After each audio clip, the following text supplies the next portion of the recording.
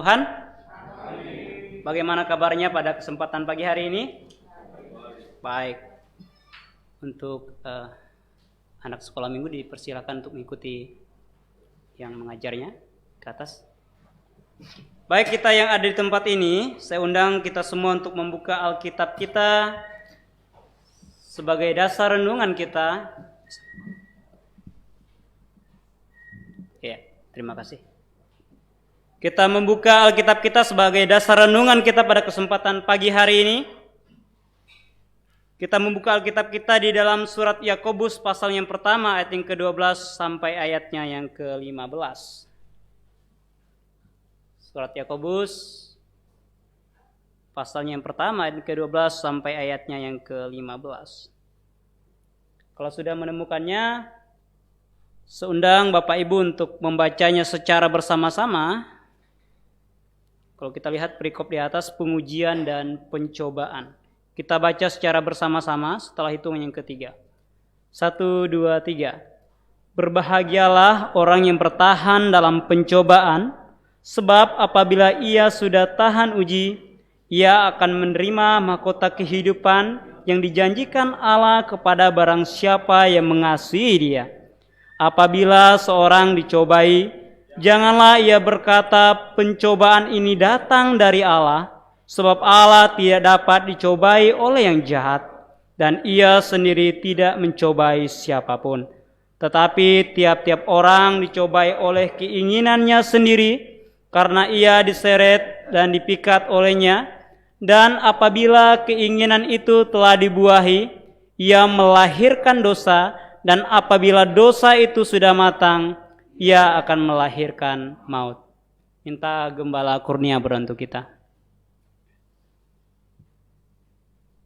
Bapa dalam surga, kami mohon pimpinan-Mu dalam kami merenungkan firman-Mu ini, agar ini menjadi petunjuk bagi kami untuk agar kami bisa menyenangkan Engkau, untuk memperkuat juga iman kami.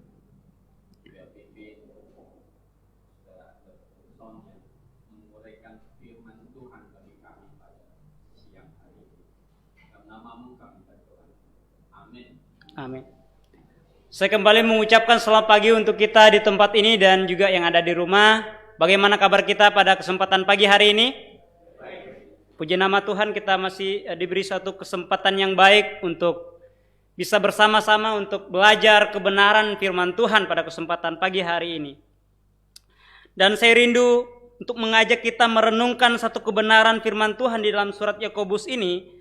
Dan kalau kita lihat di perikop yang barusan kita baca, di sini berbicara mengenai pengujian dan pencobaan.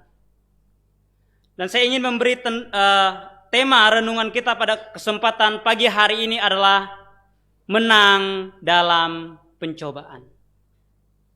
Bapak Ibu jemaat yang saya kasih dalam Tuhan, tentu kita semua di tempat ini pernah mengalami yang namanya pencobaan. Pernah atau tidak? Saya yakin kita semua pernah mengalaminya.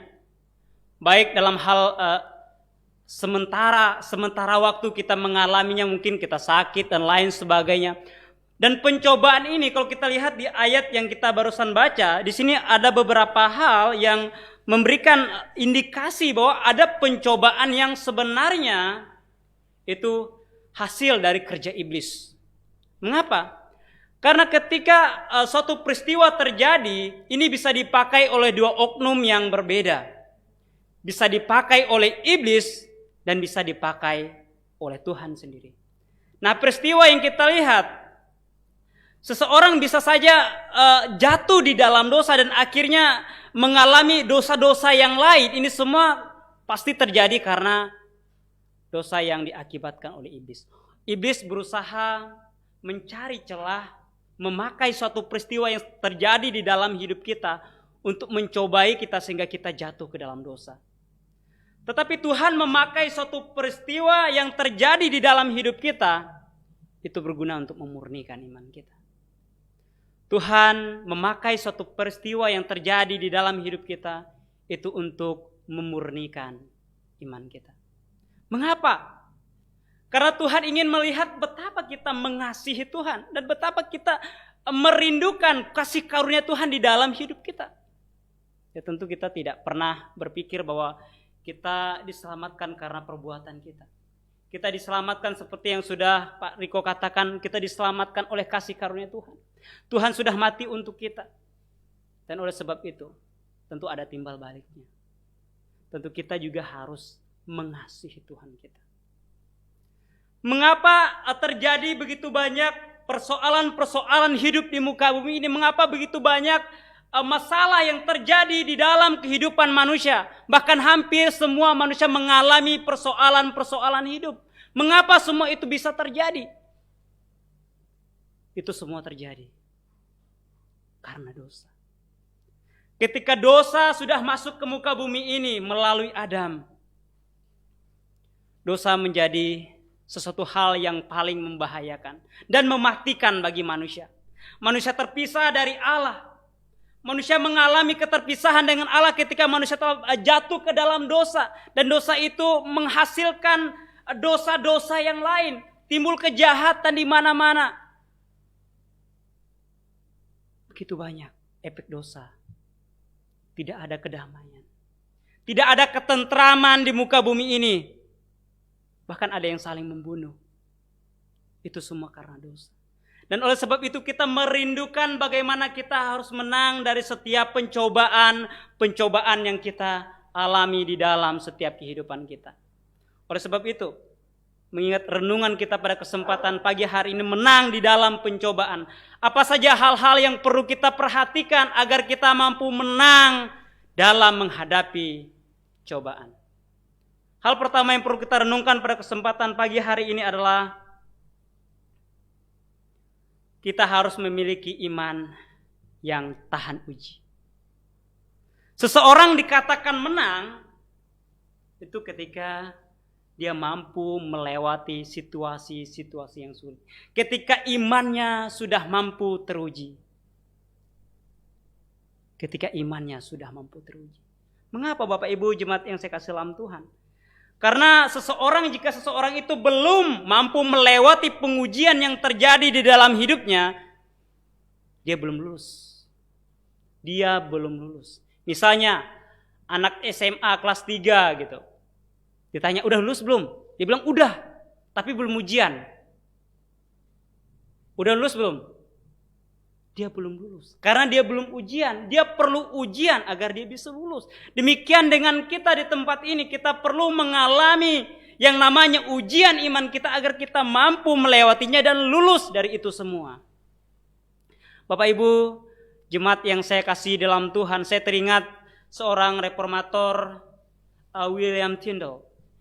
Dia ini seorang yang sangat cukup hebat, dia menguasai begitu banyak bahasa asing. Dia hidup di abad yang ke-16. Pada masa itu, dia hidup di masa Roma Katolik sedang jayanya begitu. Jadi Roma Katolik melarang orang baca Alkitab. Jadi dia terbeban untuk menerjemahkan Alkitab dari bahasa Yunani ke dalam bahasa Inggris. Karena di Inggris pada waktu itu orang-orang dilarang untuk baca Alkitab. Karena pausnya berpikir bahwa ketika seseorang baca Alkitab, nanti orang itu tidak memahami kebenaran firman Tuhan itu. Dan salah menafsirkannya. Dan oleh sebab itu seorang William Tyndale ini memiliki kerinduan untuk menerjemahkan Alkitab ke dalam bahasa Inggris. Bapak Ibu jemaat yang saya kasih dalam Tuhan. Yang perlu kita ketahui bahwa ketika dia sudah selesai menerjemahkan Alkitab ke dalam versi bahasa Inggris, dia ditangkap. Dia ditangkap, diadili. Dia ditangkap, diadil. Karena mengapa? Karena dia sudah menerjemahkan Alkitab ke dalam bahasa Inggris. Jadi terjemahan Alkitab dari bahasa Yunani ke bahasa Inggris itu menjadi suatu ancaman bagi bangsa Roma pada waktu itu. Pemerintahan Roma pada waktu itu. Roma Katolik maksudnya. Jadi mereka sangat takut. Karena bagi mereka membaca Alkitab itu sesuatu hal yang tidak baik. Karena takut salah tafsir dan lain sebagainya. Oleh sebab itu, pemerintah Roma Katolik mengirim beberapa orang kepemimpinan, beberapa orang untuk menangkap seorang William Tyndale ini. Dan akhirnya William Tyndale ditangkap dan diadili dan dinyatakan bersalah. Bukan hanya dinyatakan bersalah. Pada tanggal 6 Oktober 1536 dia dieksekusi mati. Dia dinyatakan bersalah dan dia dieksekusi mati, Bapak Ibu. Hanya karena dia mempertahankan imannya. Dia mempertahankan kebenaran firman Tuhan yang sudah ia ketahui. Agar begitu banyak orang mengenal kebenaran melalui terjemahannya. Roma Katolik tidak senang.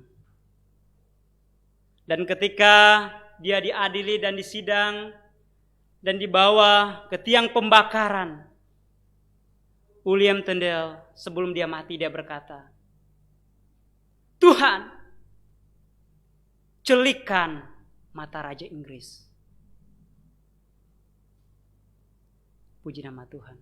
Tahun-tahun selanjutnya, ketika Raja James memerintah di Inggris, dia mengizinkan sekitar 54 orang untuk menerjemahkan Alkitab dari bahasa Yunani ke bahasa Inggris. Yang kita ketahui saat inilah King James Version.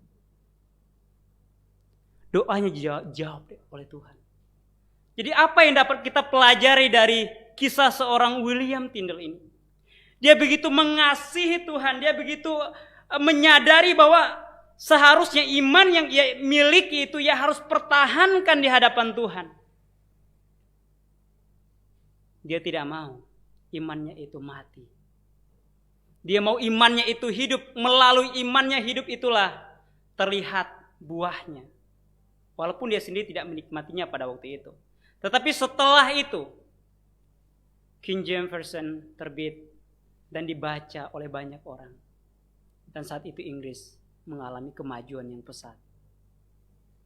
Bapak Ibu jemaat yang saya kasihi dalam Tuhan, William Tyndale mati demi mempertahankan imannya. Itu karena dia tahu bahwa imannya adalah iman yang benar. Dia sudah menyadari bahwa pengorbanan Yesus Kristus itu di atas kayu salib itu teraplikasi di dalam hidupnya. Dan dia menghidupi Kristus yang telah hidup di dalam hatinya. Filipi pasal yang pertama ayat ke-21. Karena bagiku hidup adalah Kristus dan mati adalah keuntungan. Apakah kita di tempat ini memiliki iman yang sama? Kalau seandainya kita tidak memiliki iman yang sama, untuk apa kita datang? Untuk apa kita memuji nama Tuhan?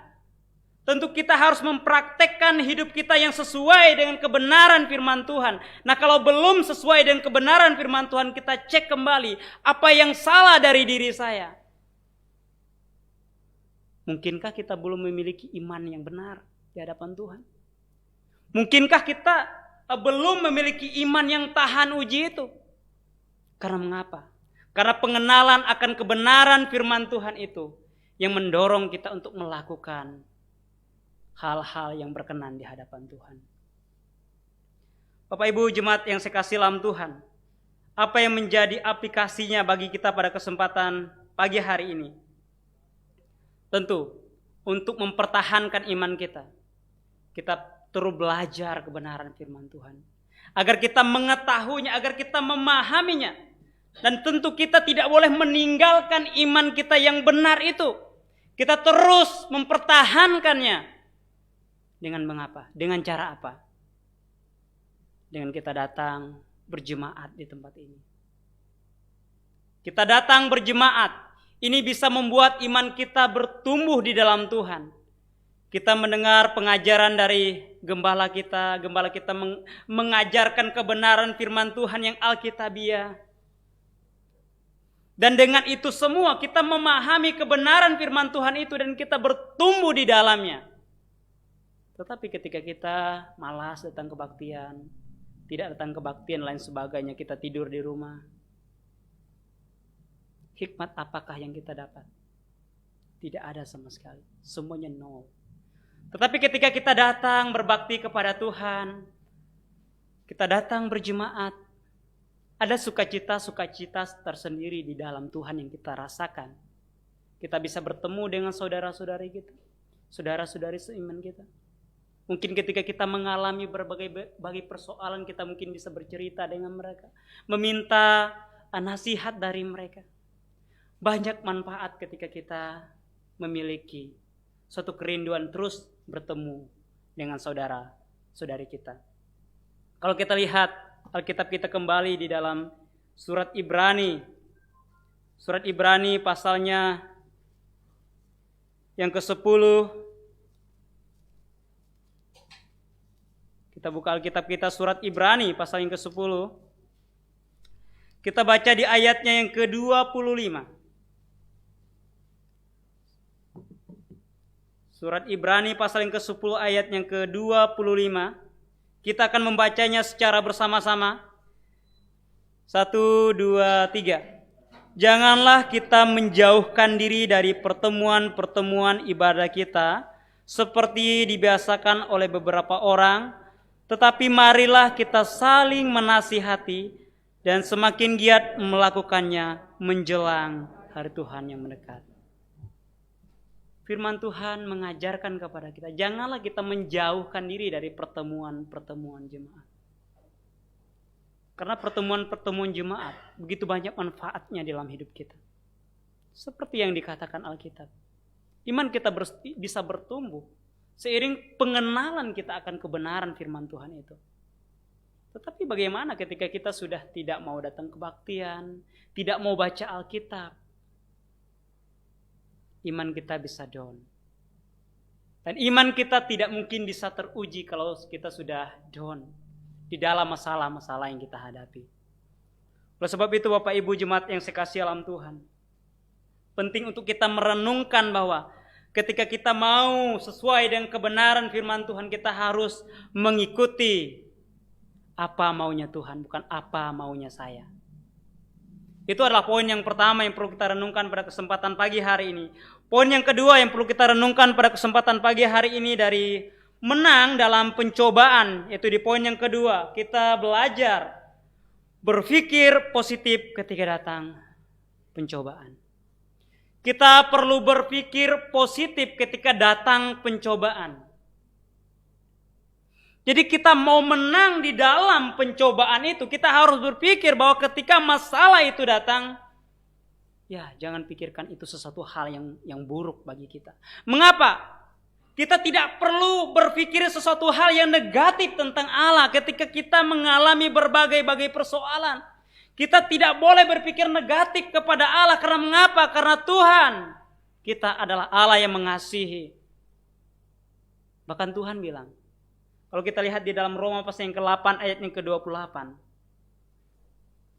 Segala sesuatu yang terjadi di dalam hidup kita, itu turut bekerja untuk kebaikan kita.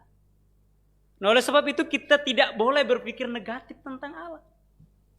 Kita tidak boleh berpikir ketika kita menghadapi suatu persoalan sulit, oh ini datangnya dari Tuhan, Tuhan ini, oh mengapa begini Tuhan? Tuhan mengapa begitu jahat kepada saya? Saya diberi satu pencobaan yang seperti ini, saya tidak mampu melewatinya Tuhan. Mengapa Engkau berikan saya seperti ini? Begitu berat penderitaan ini. Oh, perlukah kita marah kepada Tuhan? Perlukah kita marah kepada Tuhan ketika kita mengalami berbagai pencobaan? No, tidak perlu. Karena Tuhan memberikan kita satu ujian untuk memurnikan iman kita.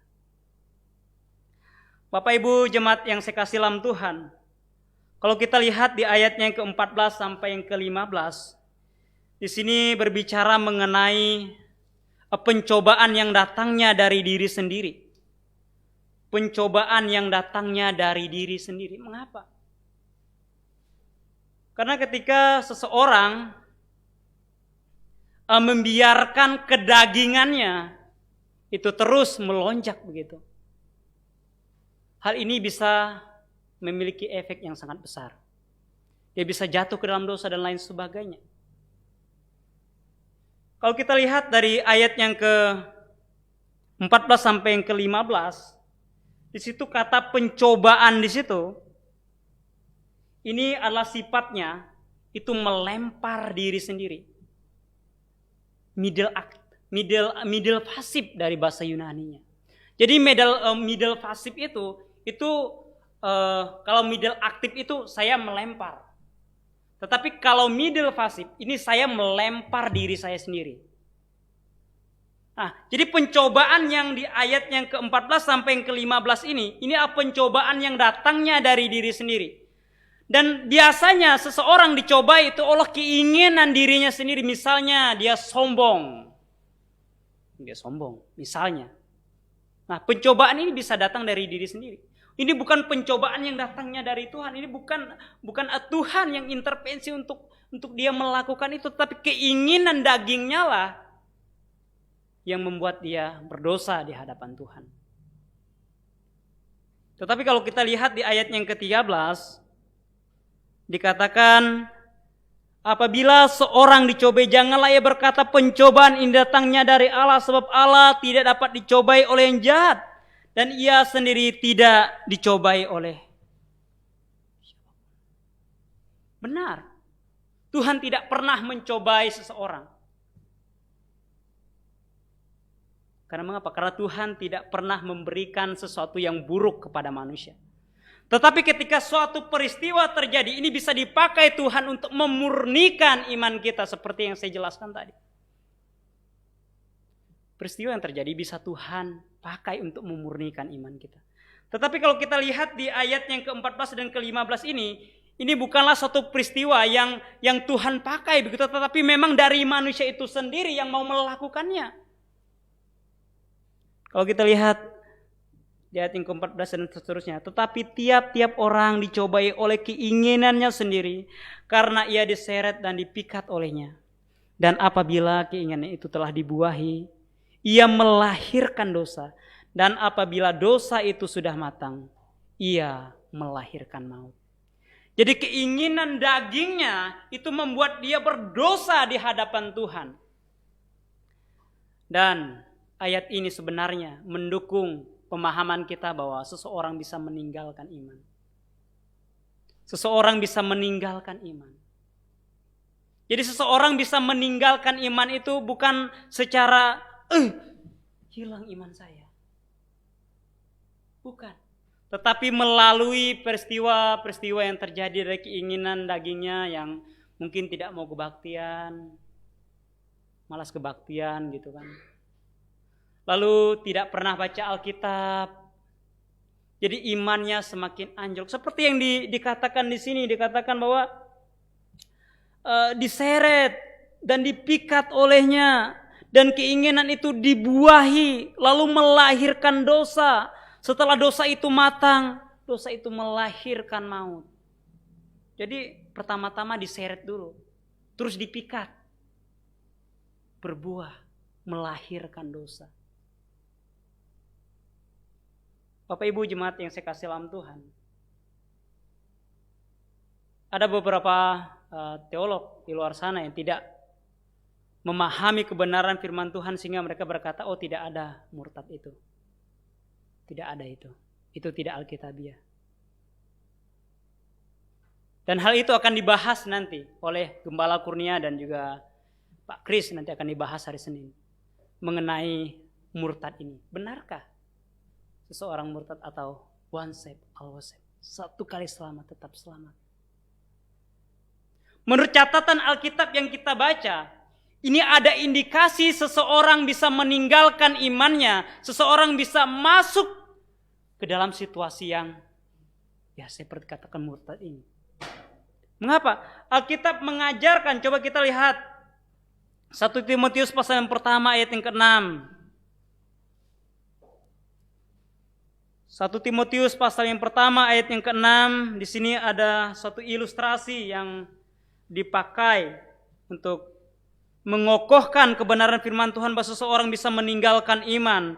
Kalau kita lihat di ayat yang ke-6, Dikatakan di situ, tetapi ada orang yang tidak sampai pada tujuan itu dan yang sesat dalam omongan yang sia-sia. Memang dari bahasa Indonesianya tidak terlalu jelas tujuan apakah itu. Tapi kalau kita lihat di dalam bahasa Yunaninya, di sini dia memakai kata astokeo ekstrepo.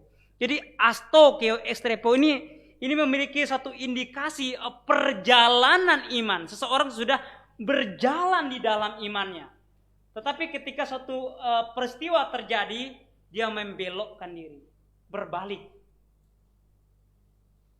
Jadi suatu peristiwa ini bisa terjadi kepada orang yang sudah diselamatkan.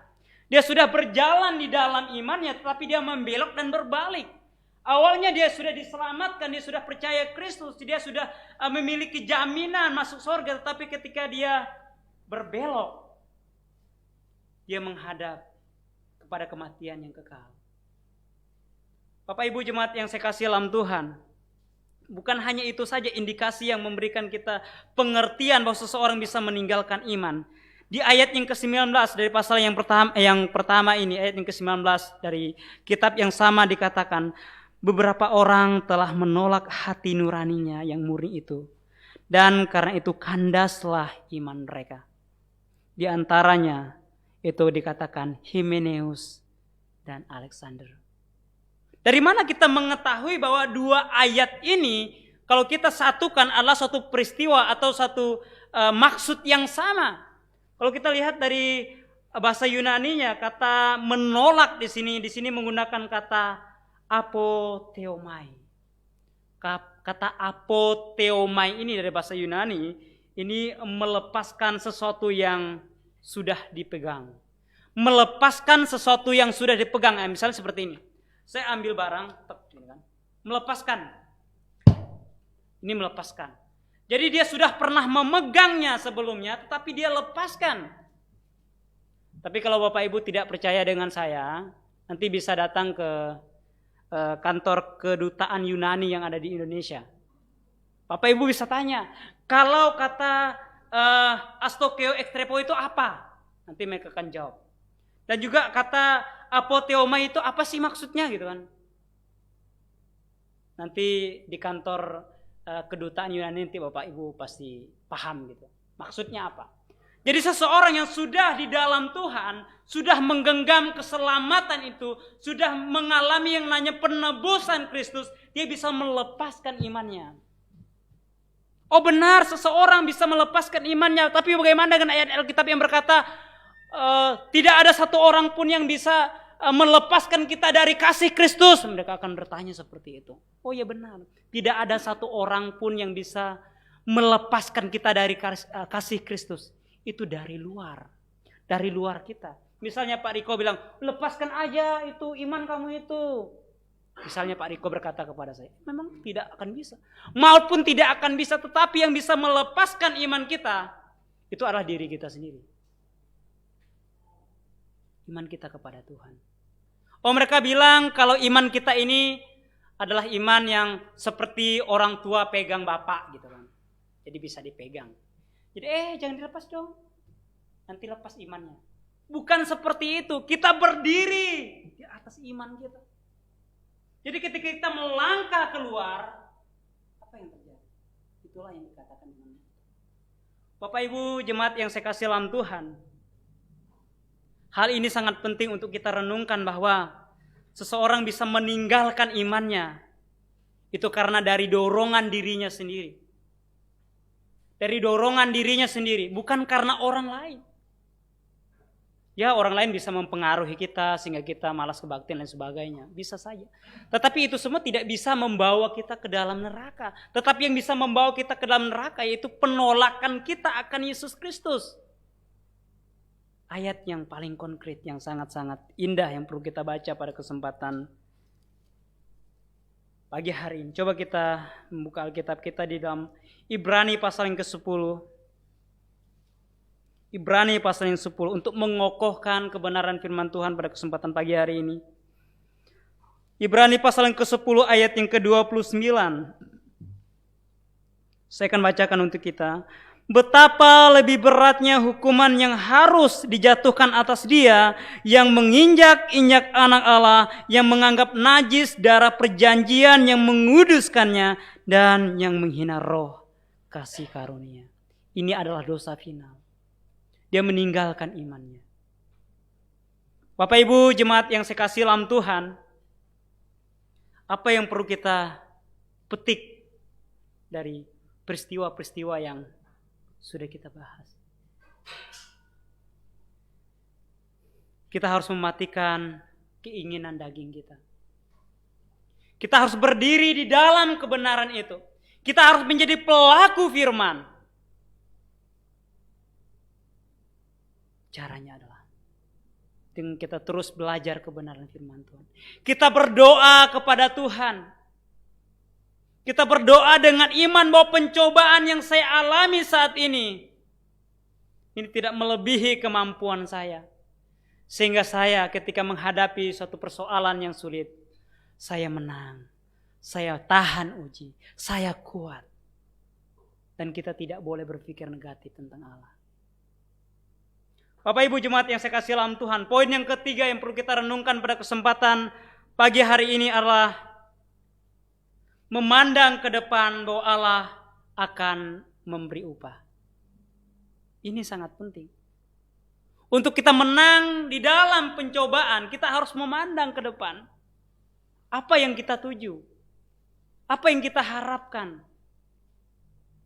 Apa yang kita rindukan? Karena mengapa? Bapak Ibu jemaat yang saya kasih dalam Tuhan, saya tidak tahu batas umur manusia. Tetapi Alkitab mencatat semua orang pasti akan mengalami yang namanya kematian. Tidak ada satu orang pun yang tidak mati. Semua pasti akan mati. Alkitab mencatat 60 sampai 70 tahun. Kalau kuat 80 tahun. Puji Tuhan. 90 tahun berkat. Kalau 100 tahun itu luar biasa itu. Atau ada yang tempat ini sudah 80 tahun? Belum ada ya? Berarti belum ada berkat nambah gitu. Tapi Bapak Ibu jemaat yang saya kasih dalam Tuhan, Alkitab mencatat bahwa setiap orang pasti akan mengalami yang namanya kematian. Tetapi puji nama Tuhan. Puji nama Tuhan. Walaupun ada minusnya, tapi ada plusnya. Puji nama Tuhannya apa? Alkitab mencatat bahwa perbuatanmu menyertai engkau. Jadi ketika kita mati ada satu jaminan yang nanti akan kita dapat dari kehidupan kita di muka bumi ini. Bapak Ibu yang saya kasih dalam Tuhan. Kalau kita lihat di ayat yang ke-12 dari kitab Yakobus ini, surat Yakobus ini di ayat yang ke-12 itu ada pernyataan yang sangat indah di situ. Berbahagialah orang yang bertahan di dalam pencobaan, sebab apabila ia sudah tahan uji, ia akan menerima mahkota kehidupan. Ia akan menerima mahkota kehidupan. Tetapi kalau kita kontraskan dengan ayat yang ke-15 dikatakan, dan apabila keinginan itu telah dibuahi, ia melahirkan dosa dan dosa itu sudah matang, ia melahirkan maut. Dan kalau kita lihat dari bahasa Yunaninya kata maut di situ menggunakan kata thanatos, kematian kekal. Berarti ada suatu perbedaan ketika seseorang di dalam Tuhan dan seseorang yang meninggalkan kebenaran. Seseorang dalam Tuhan akan mendapatkan mahkota kehidupan. Siapa di tempat ini yang merindukan mendapatkan mahkota kehidupan? Semuanya ya. Nggak ada yang nggak mau ya. Amin. Kita semua merindukan hal itu. Tetapi kalau di ayat yang ke-15 ini nggak ada yang mau, bener nggak? Oleh sebab itu kita pergi nginjil, kita pergi menyampaikan kebenaran firman Tuhan. Agar bukan cuma kita aja di sorga gitu. Ada teman-teman kita juga di sorga. Bapak Ibu jemaat yang saya kasih dalam Tuhan. Memang melakukan kehendak Tuhan itu sulit. Sulit nggak? Pergi nginjil itu sulit nggak? Ya sulit lah dikit. Gitu. Pergi nginjil itu sulit. Datang ke rumah orang, ketuk-ketuk rumah orang itu sulit. Jangankan datang ke rumah orang. Saya dari tadi duduk di sini, berdiri di sini agak gemetar-gemetar gitu. Sulit juga. Tetapi yang sangat indah untuk kita lihat bahwa Yesus Kristus melakukan segala kehendak Tuhan dengan sempurna. Dia mampu melakukan kehendak Tuhan dengan sempurna. Bahkan ahli-ahli Taurat dan orang-orang Farisi selalu mencari di mana letak kesalahan Tuhan ini. Tuhan Yesus kita. Tetapi mereka tidak temukan itu. Padahal kalau kita lihat di dalam Alkitab, Yesus itu adalah manusia yang 100%. Dia manusia. Dia manusia. Tetapi dia juga Allah yang 100%. Jadi yang tidak bisa manusia lakukan adalah menyediakan keselamatan untuk dirinya sendiri. Walaupun ada orang yang berkata, oh, saya bisa selamat kalau saya melakukan ini. Saya bisa selamat kalau saya beramal dan lain sebagainya. Dia seolah-olah bisa menyediakan keselamatan untuk dirinya sendiri. Tetapi Alkitab berkata di dalam Efesus pasal yang kedua ayat ke-8 dan 9.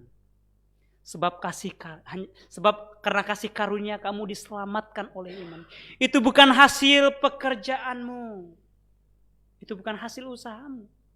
No, tidak ada kata saya mampu melakukan untuk membawa diri saya ke sorga. Karena sorga itu bukan punya kamu. Sorga itu punya Tuhan. Kita harus mengikuti perintah Tuhan agar bisa masuk sorga. Karena sorga itu punya Tuhan, kita perlu cari tahu cara masuk sorga itu seperti apa. Misalnya sorga seperti rumah ini. Rumah ini kan di depan kan ada pintunya gitu. Tok-tok-tok rumah orang. Masuk gitu kan. Dia gak mau masuk lewat depan. Dia mau masuk lewat genteng. Bongkar genteng gitu. Tuhan marah gak? Ya gak bisa masuk. Dia perlu masuk melewati jalan yang sudah Tuhan berikan. Dia perlu masuk dari jalan yang sudah Tuhan berikan. Dia tidak bisa masuk dari jalan yang dia sendiri buat. Oh, Bapak Ibu, saya ingin mengajak kita merenungkan bagaimana kasih Kristus yang begitu luar biasa di dalam kehidupan kita yang menyelamatkan kita. Ada begitu banyak ketidakadilan yang terjadi atas Tuhan kita. Dia dilahirkan di kandang domba. Tidak ada satu orang pun yang menghargai dia. Padahal dia adalah Allah yang turun dari sorga. Mengosongkan dirinya. Dia menjadi manusia hanya untuk menyelamatkan kita. Untuk menyediakan penebusan bagi kita. Tetapi ketidakadilan terjadi atas Tuhan kita. Dia lahir di kandang domba. Tidak ada satu orang pun yang menghargai dia. Bayangkan raja di atas segala raja. Kalau raja saat ini kalau dia lahir di kandang domba itu nggak mustahil banget. Itu nggak ada. Pasti di istana yang indah. Pasti di istana yang indah, bukan di kandang domba. Bukan hanya itu saja, selama pelayanan Tuhan Yesus Kristus, Tuhan kita, dia mengalami berbagai-bagai cobaan. Kalau kita lihat di dalam Matius pasal yang keempat, dia dicobai oleh iblis. Tetapi dia menang. Dia menang menghadapi pencobaan itu. Bukan hanya itu saja, bukan hanya pencobaan saja yang terjadi. Dia ditolak oleh umatnya. Padahal umat kepunyaannya. Dia datang untuk umat kepunyaannya, tapi umat kepunyaannya menolak dia. Sampai puncaknya ketika Tuhan kita mau disalibkan. Sebelum disalibkan, ada begitu banyak ketidakadilan yang terjadi atas dirinya, atas Tuhan kita. Tuhan kita diadili kurang dari 24 jam. Dan pada jam 9 sudah dinyatakan disalibkan. Di dalam perjalanan. Dia menggenapi nubuatan di dalam kitab Yesaya pasal yang ke-53. Dia bagaikan seekor domba yang dibawa ke tempat pembantaian. Tuhan kita, Yesus kita, Allah yang kita sembah, mengasihi kita begitu luar biasa.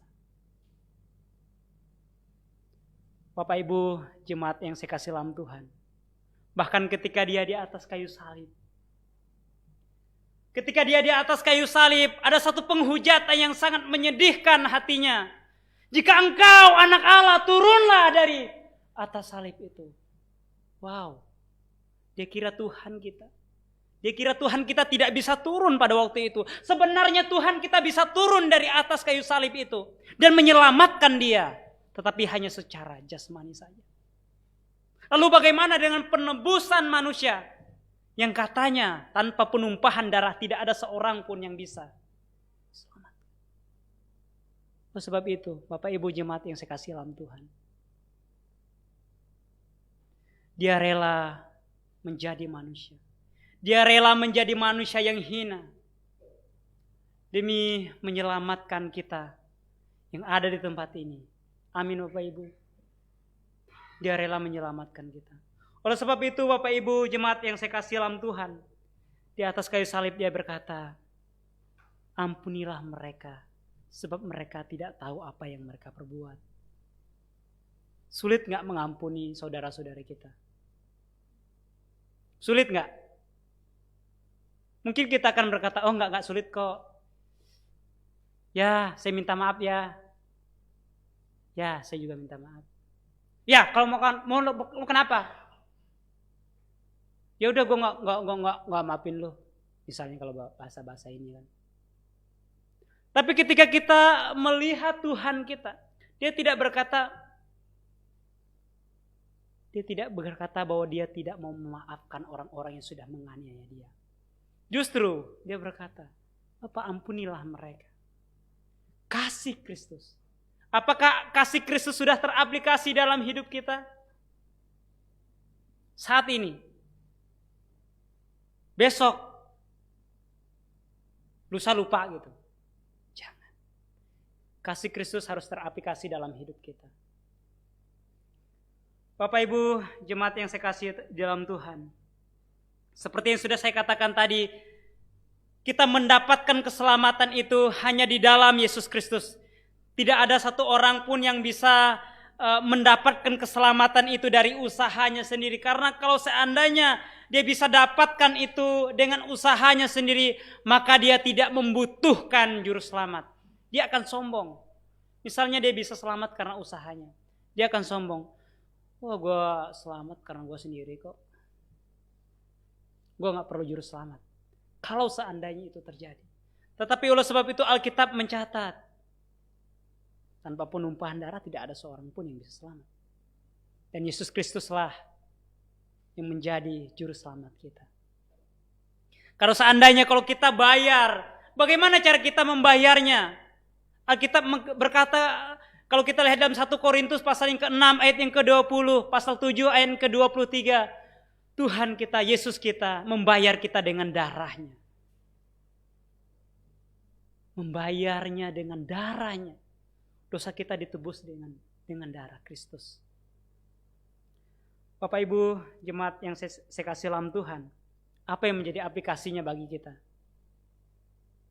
Tentu kita harus mengasihi Tuhan dengan segenap hati kita.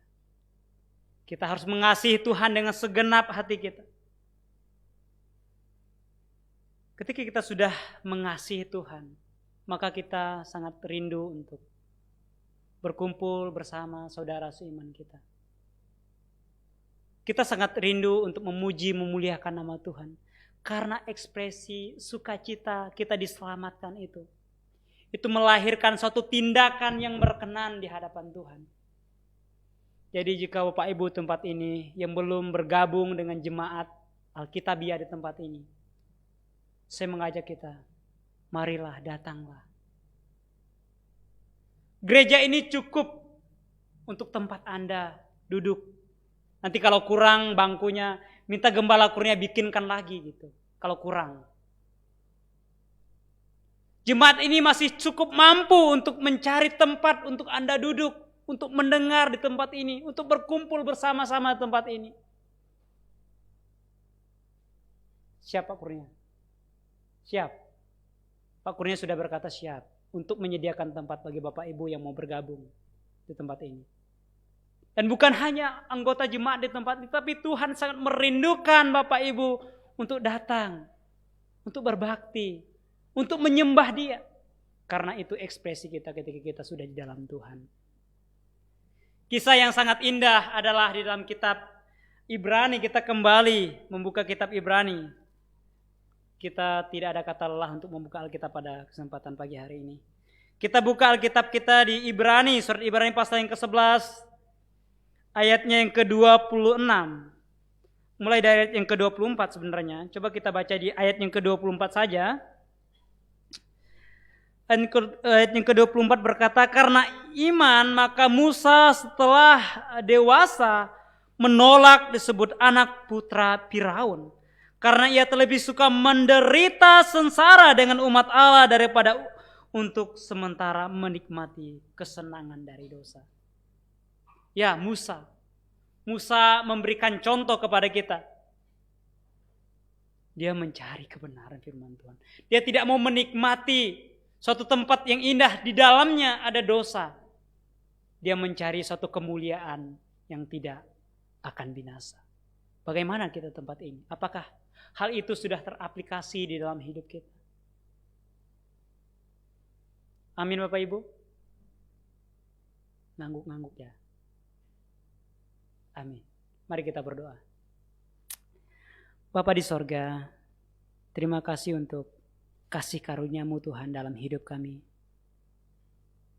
Kami tahu Tuhan bahwa kami memiliki berbagai-bagai pencobaan yang memang sangat sulit untuk kami hadapi. Tetapi kami tahu Tuhan bahwa Engkau adalah Allah yang hidup, yang sanggup mengangkat kami, yang sanggup menolong kami, yang sanggup memulihkan kami dari berbagai-bagai cobaan. Dan Tuhan, kami mohon pertolongan-Mu agar kami bisa hidup sesuai dengan kebenaran firman-Mu. Engkau yang membantu kami agar kami mampu menang dari setiap pencobaan-pencobaan yang kami hadapi. Tuhan, bagi orang-orang yang belum dimenangkan, Engkau yang ketuk hati dan pikiran mereka, agar mereka boleh mendapatkan jaminan keselamatan. Karena itu semua adalah sesuatu hal yang sangat penting untuk kami miliki, guna keselamatan jiwa kami Tuhan. Engkau yang bantu kami, menolong kami dalam segala hal. Tuhan, terima kasih untuk berkat firman-Mu yang sudah kami dengarkan. Hanya di dalam nama Tuhan Yesus kami berdoa dan mengucap syukur. Amin. Baik, saya serahkan kepada Pak Gembala.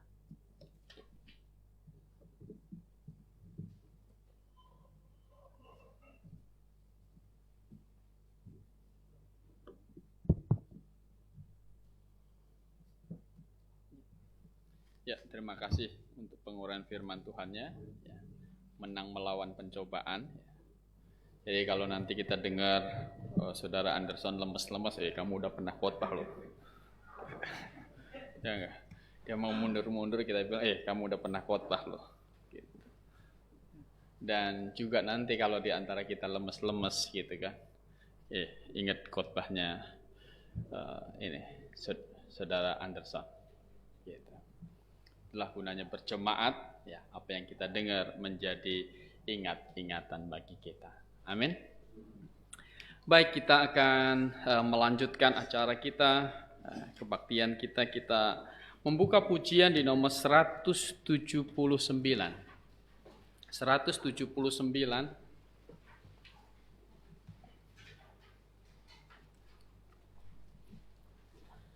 Lagu ini kita pakai untuk mengundang, mungkin ada di antara Anda yang ingin menjadi bagian dari jemaat di tempat ini. Ya.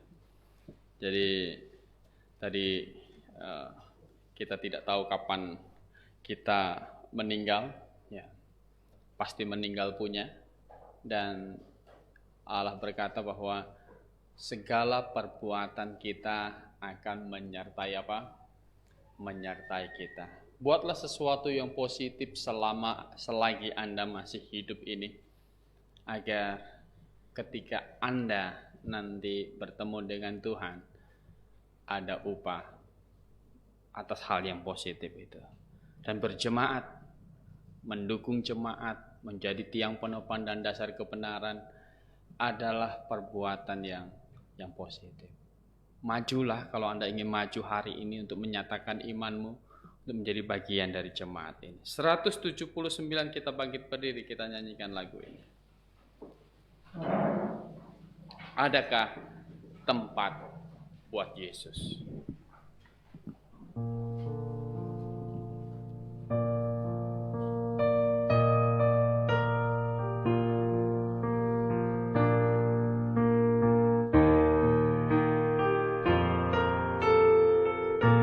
Ayat pertama.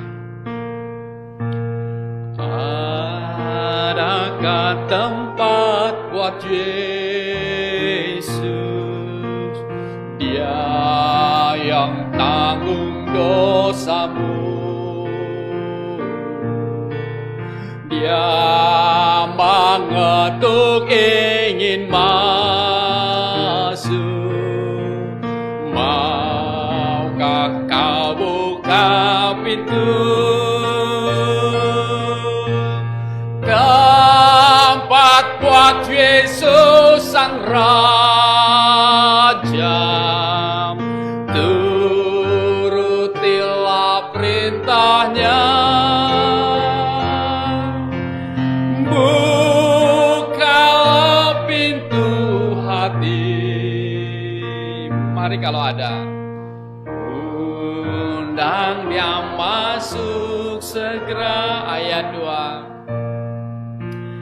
Tempat buat kerja dan santai, tapi buat Sang Kristus. Adakah tempat di hati yang telah Dia tebus? Tempat buat Yesus Sang Raja. Marilah, kalau Anda ingin maju ke depan untuk menyatakan imanmu hari ini, untuk menjadi bagian dari jemaat ini, silakan maju ke depan. Marilah. Undang Dia masuk segera. Ayat 3. Adakah tempat buat Yesus, Ya terus panggilmu tobat? Hari inilah waktunya,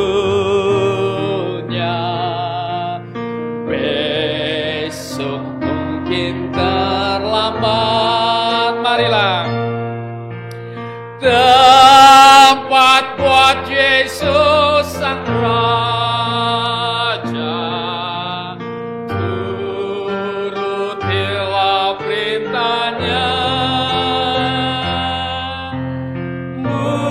Bukalah pintu hati. Undang Dia masuk segera. Terakhir, undangan terakhir untuk hari ini. Tempat buat Yesus sebelum kurnianya lewat. Gerah hatimu kan dingin dan kesempatan tamat. Tempat buat Yesus Sang Raja. Marilah, turutilah perintahnya. Bukalah pintu hati. Undang Dia masuk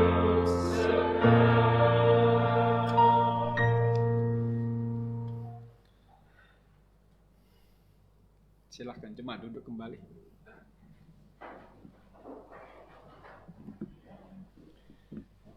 Ya, baik, untuk Sharon dan Cila ya maju ke depan untuk menyatakan apa, silahkan disampaikan kepada jemaat. Boleh dilepaskan biar jelas suara. Ya. Mau menyatakan iman. Ya, mau menyatakan iman. Sharon, apa yang mau dinyatakan? Sudah segenap hati percaya kepada Tuhan Yesus? Sudah. Kalau boleh cerita, kapan Sharon yakin dan sungguh-sungguh percaya bahwa Tuhan Yesus adalah Tuhan Sharon, dia menanggung segala dosa Sharon? Belum lama. Kapan peristiwanya, boleh cerita nggak? Pas dengar. Cuman pas yakin percayanya itu pas sudah keluar dari sekolah minggu. Sudah jadi yakin benar gitu. Oke, baik. Oke, kalau gedung ini roboh, Sharon yakin pasti masuk surga? Yakin. Kenapa? Karena sudah lahir baru. Emang nggak bisa bikin dosa lagi? Bisa. Kok bisa yakin masuk surga? Karena Tuhan Yesus sudah menebus dosa saya. Semuanya? Amin. Oke, jemaat dengar semuanya. Oke, baik. Geser sedikit ke sana. Cila, maju ke depan untuk menyatakan apa? Untuk menyatakan iman. Apa yang ingin Cila nyatakan? Coba saya lepas saja biar jelas. Oke. Silakan. Saya mau menyatakan iman saya bahwa semua dosa saya dari yang dulu sampai yang akan datang sudah ditanggung Tuhan Yesus. Iya.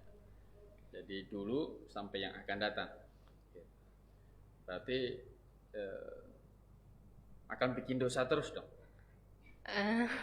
Masih bisa bikin dosa. Tapi mau bikin dosa terus nggak? Kalau udah percaya, berarti itu udah bisa mengurangi rasa ingin berbuat dosanya. Mengurangi rasa ingin berbuat dosa. Masih bisa berdosa, tetapi tidak akan berbuat dosa itu, karena sudah bertobat. Oke. Jadi kalau gedung ini roboh, kita semua mati, Cila pasti sama Papi di surga nggak? Pasti. Pasti ketemu di surga. Oke, mau maju ke depan menyatakan iman diselamatkan saja atau mau jadi anggota jemaat dibaptis juga? Mau jadi anggota jemaat dan dibaptis. Sharon? Mau jadi anggota jemaat. Oke, jemaat terima. Amin. Baik, silahkan duduk kembali. Ya, puji Tuhan kita punya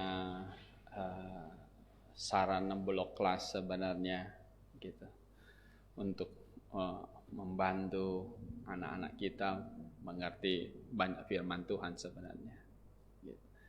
Dan kita terus ya mendukung juga ada di blok kelas untuk rencana sarana blok kelas di Pengalengan yang sedang dibangun begitu. Oke, puji Tuhan ya, anak-anak kita ada yang menyatakan iman gitu. Baik, karena kita percaya bahwa orang diselamatkan itu bukan karena keturunan gitu. Iman adalah sesuatu yang masing-masing pribadi putuskan masing-masing gitu. Anda putuskan untuk terima gitu. Dan iblis akan masih mencoba untuk mengganggu Anda untuk bagaimana Anda bisa lepaskan lagi. Tetapi itu juga tetap tergantung kepada Anda. Anda mau lepaskan apa tidak. Iblis tidak ada kuasa mengambil iman itu.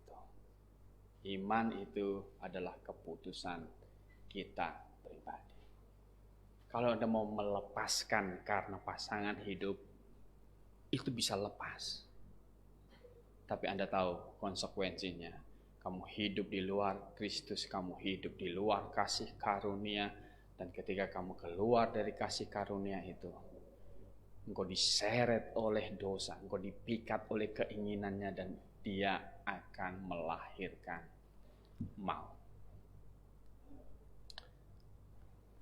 Pegang iman itu, dan jemaat tempat kita menjaga iman kita. Anda bersukacita bersyukur ada jemaat GPIA Kebenaran di Bekasi ini. Ya. Baik, kita akan memberikan persembahan kita untuk Tuhan. Kalau Anda ingin memberikan persembahan, silakan Anda maju ke depan di tempat yang sudah disediakan. Kita akan memakai lagu nomor 200.